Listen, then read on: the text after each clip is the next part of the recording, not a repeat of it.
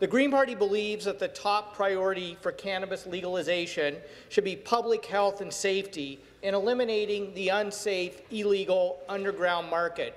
For over a year now, Greens have said that the previous government's cannabis monopoly would do little to stop the unsafe, illegal underground market. 40 government-run retail stores will not be enough to stop the underground market, nor will it succeed in getting organized crime out of the cannabis market. That is why we believe the new government is largely on the right course with their changes. The best way to combat the unsafe, illegal underground market is to have a number of retail dispensaries located in communities across the province.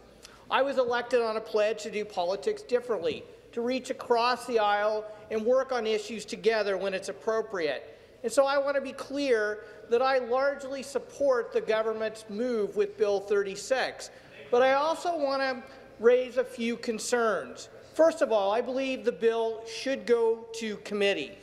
This is a big change, and we need to hear from the people of Ontario. I'm particularly concerned, Mr. Speaker, with Section 4 that aligns the cannabis legislation with the Smoke-Free Ontario Act. And while I understand the reasons for the government for doing this, I think we need to hear people's concerns about smoking cannabis in public parks. Do we really want cannabis smoking to take place in areas where families gather with their children? My second concern is that the cannabis market should clearly prioritize that regulated small businesses and Indigenous groups receive licenses, not well-connected large corporations. We can use legalization to stop the underground market, boost local economies, and create jobs. Licensing small private retailers is the best way to do this.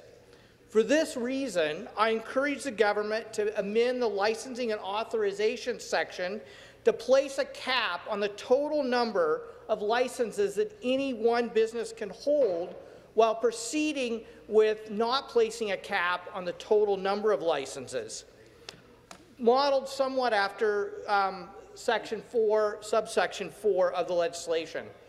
And finally, Mr. Speaker, I ask the government to consider amending the legislation to include provisions around public education and harm reduction to serve people with mental health and addictions challenges associated with cannabis. So, Mr. Speaker, I want to be clear that I intend to support Bill 36, and I encourage the government to listen to people at committee and make appropriate amendments. Thank you. Thank you.